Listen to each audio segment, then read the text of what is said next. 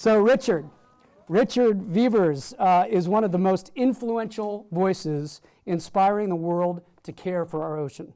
As director of Room 71 at Woods Hole Oceanographic Institute, he blends science, storytelling, and creativity to change how people see the ocean and how they act to protect it. As the driving force behind the Emmy Award-winning Netflix documentary Chasing Coral, Richard helped awaken millions to the urgency of ocean conservation. Through initiatives like 50 Reefs, his work has generated more than $200 million for ocean science and reef protection. That deserves a little right there. At its core, Richard's work is about inspiring the next generation, young sailors, explorers, and ocean ambassadors to see the ocean not just as a playground, but as a responsibility worth fighting for. Ladies and gentlemen, Richard Vevers.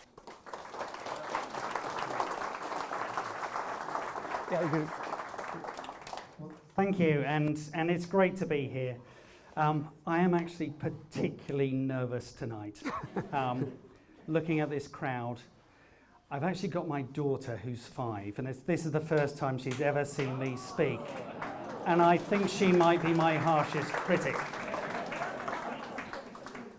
But I also think I should be nervous doing an ocean reintroduction to this crowd after all the stories I've just heard. But I think what you'll find with this talk, and I hope that's one of the big takeouts, is maybe you don't know the ocean quite as well as you thought you did. And this is a personal journey that I've been on and recently discovered about myself. So I'm going to take you through that journey.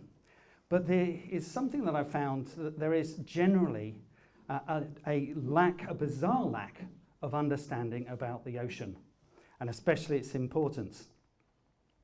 And I'd like to start with this side. Now, is there anyone that doesn't recognize this animal? Obviously not. Pretty much everyone on the planet knows a giraffe. But what's the ocean's equivalent of a giraffe? I'm going to show you what I think is the ocean's equivalent of a giraffe. Is this creature.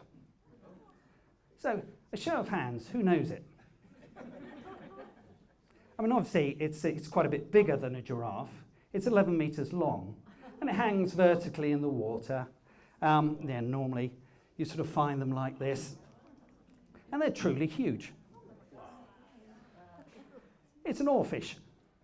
And we've known about oarfishes for a very long time.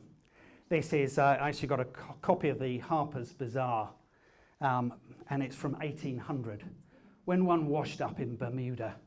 And they called it a sea serpent, but it's in the papers quite a lot. It's in the media quite a lot. But we just read it and forget about it. And we forget it exists, which seems very, very bizarre to me. But it's normal to forget what you learn about the ocean. And so much that goes that we learn about the ocean, we just almost instantly forget. Another thing I've discovered recently is it's normal to think you know more about the ocean than you actually do. I actually sort of was chatting to a bunch of people from Yale University that did worked with Woods Hole, and they said there's actually a name for this. It's called the illusion of explanatory depth. You get something that is a complex subject, like the ocean, and you tend to think you know a lot more about it than you actually do. And it's only when you're really questioned about it, you realize you know very little at all. And then the other point is it's very normal to misperceive the ocean. We look at it and we make assumptions about it, and often those assumptions are wrong. Now, my journey started off back in London, so advertising. So 10 years working with advertising agencies, until I had a very, very bad meeting one day, and I decided to become an underwater photographer.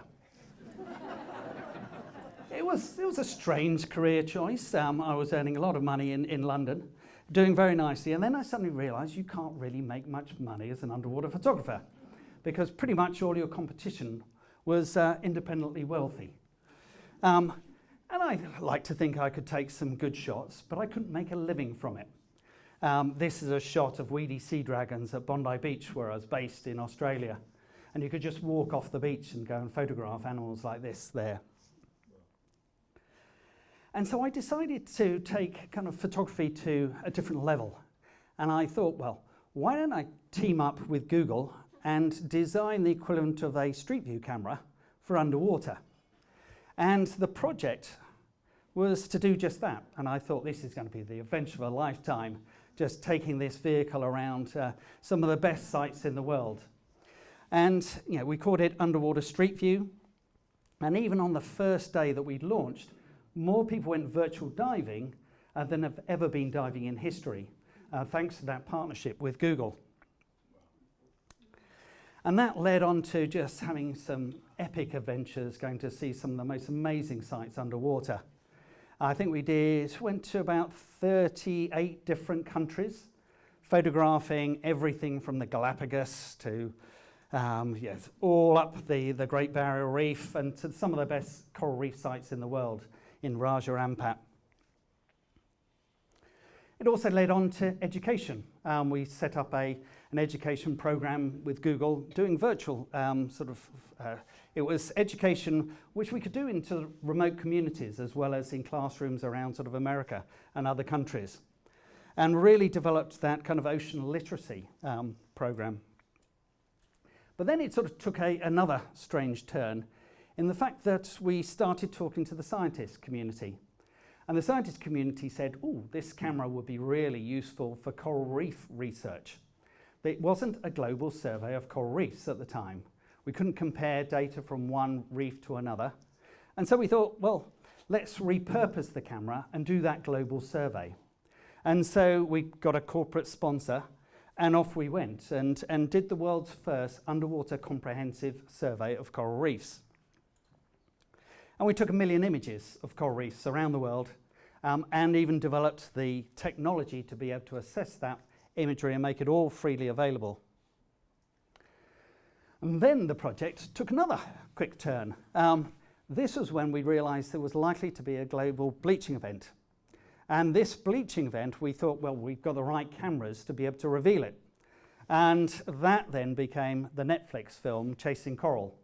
And we were responding to bleaching events all around the world, getting in, taking the imagery, and telling that story in sort of an engaging way. And it was really, this was a learning curve for me, working with a great director that's really good at storytelling and how engaged he can get people. So that Netflix documentary has been seen by well over 100 million people, and it's really been a catalyst for coral reef conservation and efforts to protect reefs. And the final project that I was sort of talking to you about before I joined Woods Hole Oceanographic Institution was 50 reefs. And this was when, after doing Chasing Coral, we thought, oh, wouldn't it be great if we actually had a plan to save coral reefs, not just raise awareness? And so I came up with this idea of, well, let's say we can only save 50. Which 50 should it be? And let's treat it like a portfolio investment. And so we got the best scientists from around the world to really go through all the data and work out what is the ideal portfolio. And this has become the project that is now used for targeting coral reef conservation and restoration efforts. It's unlocked about $200 million worth of funding for those 50 reef locations. And a month ago, we just heard that Egypt's going to protect the Great Fringing Reef, all its reefs in Egypt, as a result of this project and the awareness of the campaign. So after all this effort around coral reefs, I thought we had a great model for engaging people with the oceans and unlocking finance for protecting the oceans. I thought, well, could we think bigger? I'd been running an ocean charity called the Ocean Agency with my wife, who's in the crowd there, Stephanie, for close to sort of 15 years. And I thought, wouldn't it be great if we tried to take that next step and looked at broader oceans? And who better to work with than Woods Hole Oceanographic Institution? which is really legendary in ocean science. And I came there all confident, feeling I knew the ocean. I'd been running an ocean charity for 15 years, and I felt I'd done thousands of dives all around the world. I knew the ocean, I knew what we needed to be communicating, and I could really help. But then I got chatting to the scientists there, and I soon found out I knew virtually nothing about the ocean. And it was quite shocking to me. One of the first scientists I chatted to was Simon Thorold, and he's an expert in sort of the twilight zone. And he talked to me about, there's the great layer of life in the twilight zone, where 70% of the animals on the planet live. And I was staggered. I'd been working on oceans for such a long time, and I hadn't heard about this. And sort of he explained it, and it's the largest migration on the planet. And most of the animals in that great layer of life you've never heard of. And that was one sort of shock. Then the next shock came, and it was, I got talking to a scientist that studies microbes. And I said, I know there's a lot of microbes out there. You get, I think it's something like 10 billion per litre of ocean. You think that's a lot. But when you weigh them, it's actually an enormous amount. This is life that weighs the equivalent of about 500 million humpback whales. And it turns over every 48 hours. It's the largest part of the climate cycle, so the carbon cycle, and we know the least about it. And imagine the evolution going on in that, with it turning over, that amount of life turning over that rapidly. It's just, staggering that we don't pay more attention to it. And then there was another scientist that sort of talked to me about cone jellyfish, ctenophores, and I thought, I know these, they look great, I photographed them. Said the most alien animal on the planet. This branched off before sponges. It's unrelated to anything else. And one of the kind of scary stories about this animal is it has these little sort of sticky suckers, but it anesthetizes its prey when they get stuck. And then they wake up in the stomach of the cone jellyfish. Perfectly fine, but they've just been anesthetized while it was starting to digest it. But the funny thing is, this is an alien animal with novel chemistry that can anesthetize something, and then it comes back to life. And yet we've never studied the chemistry, which seems shocking to me. Now, the reason why, in my view, we look at the ocean the way we do is because we're a highly visual species, and we make assumptions by what we see. And when we look at the ocean, it often looks very familiar. Now, you look at the blue, it's a bit like the sky. You get the plant life, you get the fish as if they're birds, and it seems quite familiar to us, and we make assumptions about it subconsciously. But the ocean is largely non-visual. And yes, we turn on lights when we get down to the deep, but even this doesn't communicate what's actually there. Much of the ocean is all the aspects of the importance of the ocean. It is the things that you can't see. It's the microbial life, it's the temperature, it's the pressure. All of these aspects about the ocean that makes it important, we can't see. So it's normal to think that the ocean's important, but not actually believe it. We are told the ocean is the most important thing on the planet. Yet, deep down, we don't treat it that way. We don't think about it that way, which makes communication incredibly difficult, because what we do is we tend to ignore or quickly forget communications about the ocean. We've done whole campaigns at Woods Hole where you've really raised awareness for about 6 months, and then it goes back down to where it was before. We just don't tend to retain the information. So I thought, well, actually, let's start an initiative at Woods Hole, and I've called it Room 71. linking to the amount of the Earth's surface that's covered in water. And I thought, well, let's set up this initiative to do two things. One, transform sort of reimagine how we communicate about the ocean. And then two, transform the image of ocean science, so we find it easier to engage people with ocean science. And it is actually a physical room. I sort of based it on the Explorers Club in New York. I thought it'd be quite fun. But this is where we do that reimagining of the ocean communications. And I'm going to talk you through the ocean reintroduction very shortly. But first, I thought I'd just have that quick quiz to see what the ocean knowledge is in the room. Now, bearing in mind, I did this to the scientists at Woods Hole fairly recently, and most of them couldn't get more than about 2 questions right out of 10. I've only got 5 here tonight. You're not expected to get the answers right, but what I think you'll find is these are sort of questions that you would expect to know. And it's questions about our planet.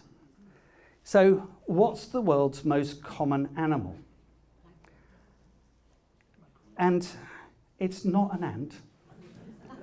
Yeah, I'm not going to sort of make you show a show of hands, but it's a copepod. There's about 20 billion of them for every human. What's the most common fish in the world? Any ideas? It's definitely not a sardine. It's actually a bristlemouth. Lives in that great layer of life. What's the world's tallest mountain?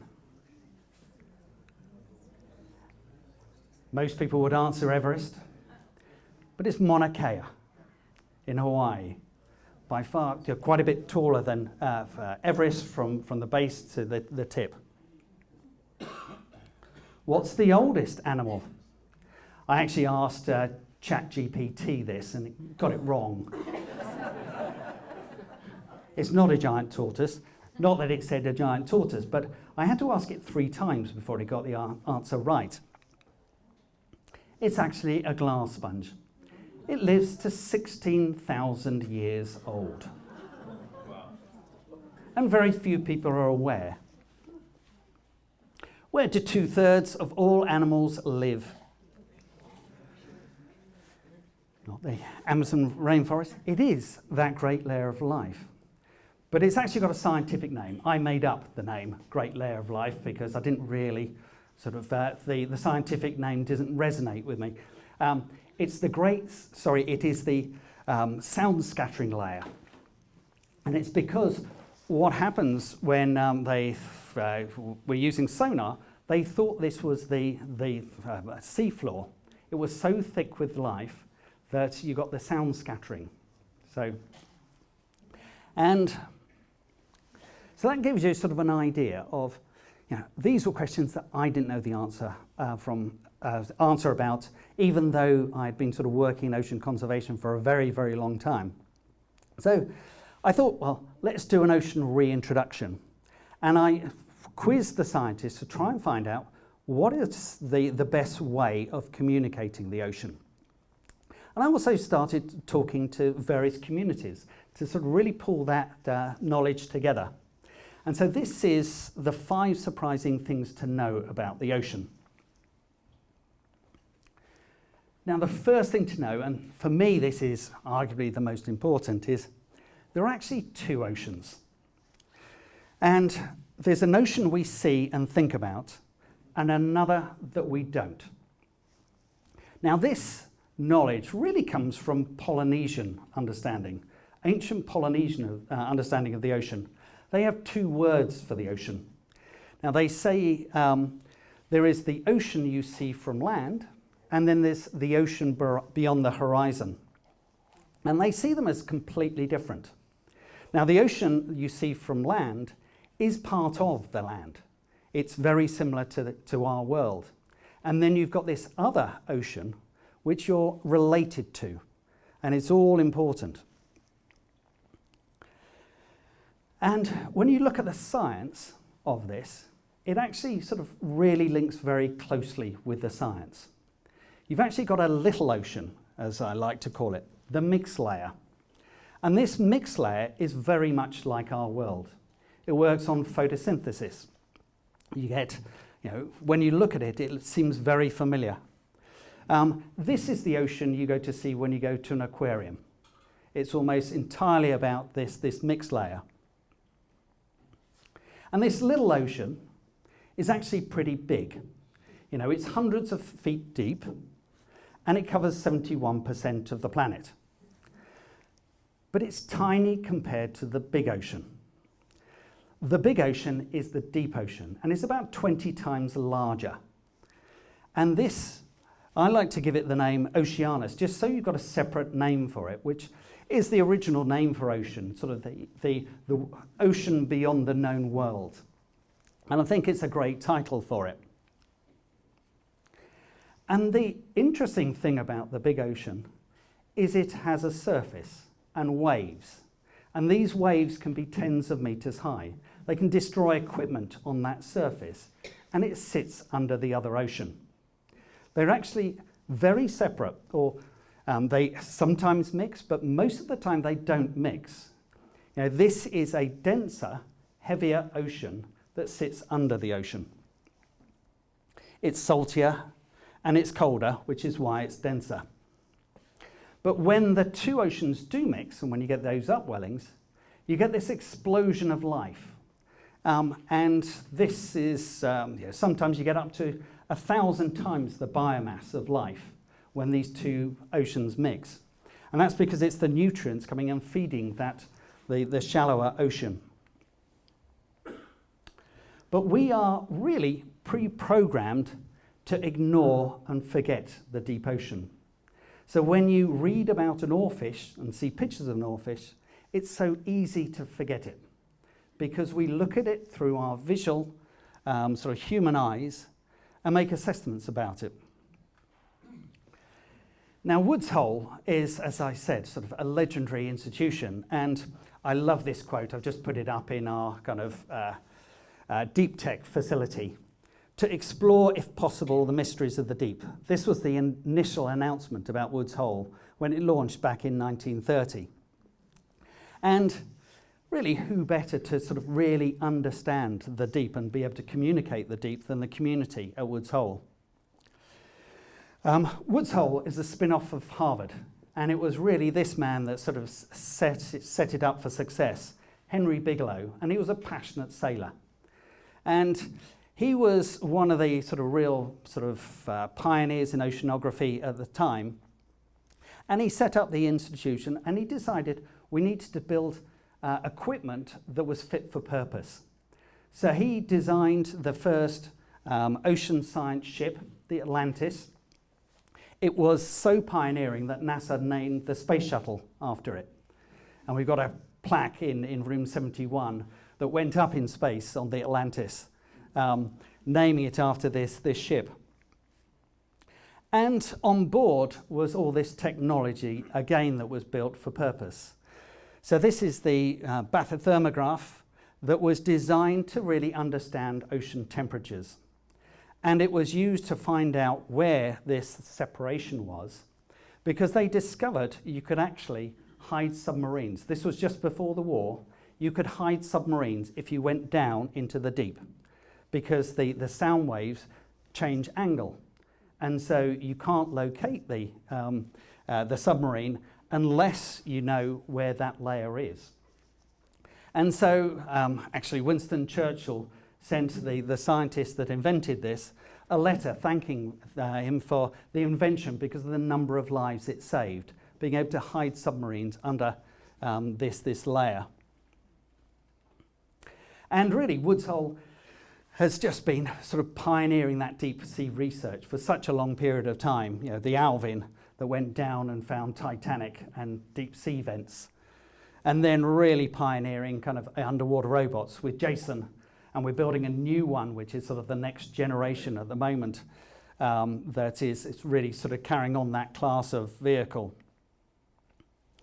And so I think just learning from those scientists The one thing that they almost all say is when they go down to this environment, and you can't see this particularly well here, they say the deep ocean is otherworldly. You cannot compare it to our world. Now what you're seeing here is going through that great layer of life, and it's the bioluminescence. You forget that most animals on the planet are bioluminescent. And when you go through that, this layer, it's literally glowing, and it keeps on glowing and keeps on glowing. And the things to know about the deep and the ocean as a whole is it's very black. You know, once you get down below about 200 meters, there is very little light. Once you get down to below 1,000, there is no light. It's also very cold. The average temperature of the ocean is about 38 degrees, which makes it really difficult to survive. And it's very heavy, something we rarely think about. You know, a cubic foot of ocean weighs 56 pounds. Now, on average ocean depth, there's 12,000 of them. So imagine 12,000 cubic feet of pressure above you. And that's enough to force water into your cells. It's an incredibly hard environment to survive. It's also three-dimensional. And this is something we rarely think about, but we live in a largely two-dimensional world. Everything lives on a surface, essentially, or close to that surface. Whereas in the ocean, it's spread out in 3 dimensions. And so when you look at an image in the ocean and you see what seems like sparse life, you forget that it's all spread out and it's actually really abundant. And so you make all these misperceptions about the ocean because of you're not thinking of it in a 3-dimensional way. And it also works on a different time scale. The time scale in the ocean is almost planetary. There is no light, there's no day. And so things happen at a very different time scale. And creatures have to adapt. There's the deep sea isopod that can go 5 years without having a meal. Yes. And the glass sponge that lives for the 16,000 years. So we often think of these environments when we look at them in terms of deep sea mining, for example, and think, oh, it's similar to sort of what happens on land, when it's completely different. And so when we look at an image like this of the ocean, it's hard to see how extraordinary it is, how alien it is. So there comes the next point, which is something that another scientist just dropped into the conversation. He said life in the ocean is more extraordinary. You know, it's an extraordinary harsh environment, and animals need to be extraordinary to survive it. And the deeper you go, generally the more extraordinary they become. But we rarely think of animals in the ocean as being more extraordinary than terrestrial. And I think it comes back to, you know, this is a perfect example. The glass sponge, and this is kind of the skeleton of the glass sponge. This is an animal that lives for 16,000 years, and it's a filter feeder. And it's filtering ocean water with so many microbes, which are mostly viruses, and it's got one of the best immune systems on the planet. So for medical purposes, it is one of the most valuable creatures on the planet. It also creates this glass structure, which is one of the most efficient engineering sort of masterpieces on the planet, and glass that's better at fiber optics than anything we could ever build. And it does this all itself. But my favourite story about the glass sponge is it has this odd relationship with shrimp. It attracts a pair of shrimp that swim into the glass sponge. It's a symbiotic relationship. These glass sponges are actually given at Japanese weddings because the shrimp swim in, they get trapped, and then they have to spend the rest of their lives cleaning. A bizarre story, but it shows the extraordinary nature of these creatures. Another animal that not that many people have heard of, which is hugely important, is a salp. And these are like the vacuum cleaners of the ocean. They're incredible animals. They look like jellyfish, but they're not jellyfish. And they basically are just voracious eaters. And these are their sort of fecal pellets, which they then drop to the ocean floor. And it's one of the best ways of removing carbon from the system. So it all goes down very quickly. And these animals can clone themselves. And they can double in size every 10 hours. So it can remove vast amounts of carbon. It's the equivalent of an estimated 100 million cars a year. But we don't include it in the calculations because we haven't studied enough about it. Because again, we rarely think that this is important. Now the fourth point out of the 5 is life in the ocean is far more abundant than people realize. It's about 10 times more abundant than most people realize. If you think of all the animals you think in the ocean, imagine that times 10 when you start thinking about the microbes, this great layer of life in there. And then 5, discoveries in the deep ocean are extraordinary and unimaginable. This really is an alien-like environment that's incredibly harsh, and the discoveries that we find there are often unexpected. So when Woods Hole went down to find the deep sea vents in Galapagos, they went down to this environment and they didn't take a biologist because there was no way life could live there. And they found it teeming with life. And this was different life to anything on the planet. It was based on, rather than photosynthesis, it was chemosynthesis and surviving off the chemistry and really unusual, phenomenally sort of exciting animals that could have huge benefits to humanity. And the point is there's still so much to discover. We're starting to map the ocean in terms of the contours, etc., but we really don't know what is down there in many regards. And there's still so much to discover. This was from a recent trip out off Oregon, down at about 1,000 meters, finding this algae-covered seamount. And just phenomenal. And our lack of ocean understanding really has held back human progress, in my view. I like to think of the space race, back in the 50s. And if we'd invested the same amount in oceans as we have done in space, where would we be now? Would we have climate change? There are so many energy solutions in the ocean. Would we have cancer? Probably not. Would we have pain relief medication to all these different solutions that, down to food security? There are so many solutions in the oceans that we're just not paying much attention to. And I think if we had invested in there, we would have those solutions by now. And we're off to find oceans on other planets.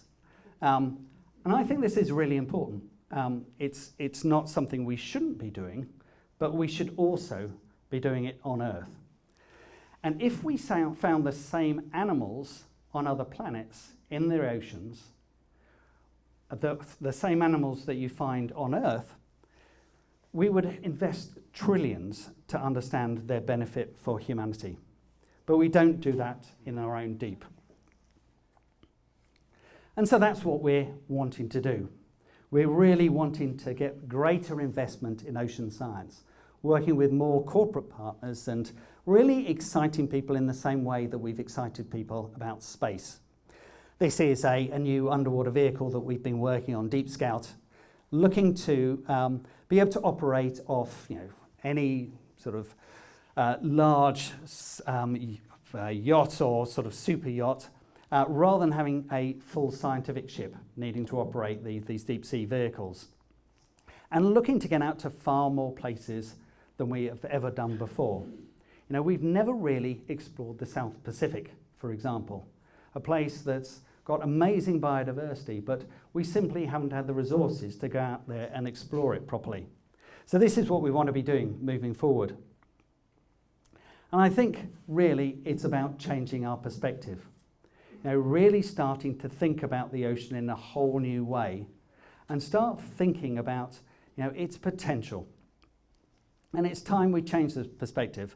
I'm going to leave you with one kind of illustration, which was another one from the same guy that invented the bathythermograph that I showed you earlier.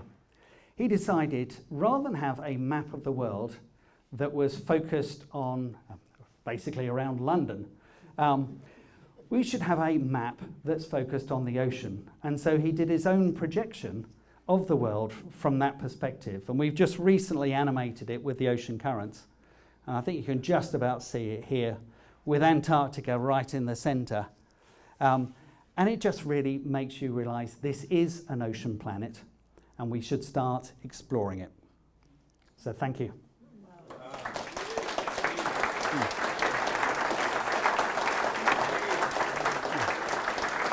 Show that without the light on? Sorry. Do you want to see that without the light on? Yeah. Yeah.